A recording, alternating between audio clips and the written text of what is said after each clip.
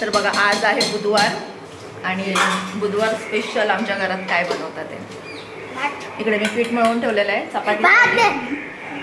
ह्याला रात्रीचा डाळ भात खायचा आहे कारण ह्याला भूक लागली आहे.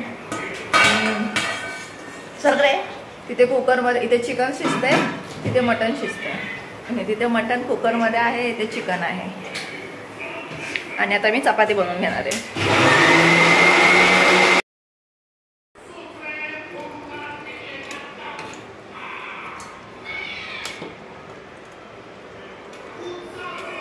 आता पिंकीला सांग नवीन स्टाईल बनवलं म्हणून द्यायची.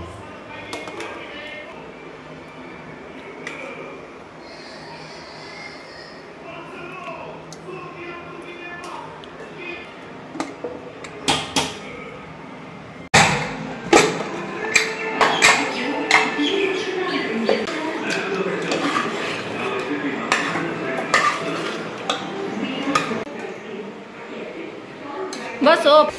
हे चिकन, हे मटण,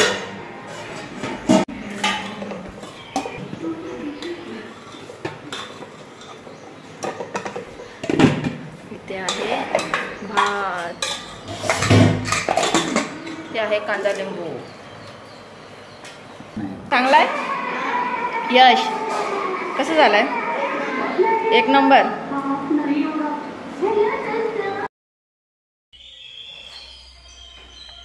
गेले बघ.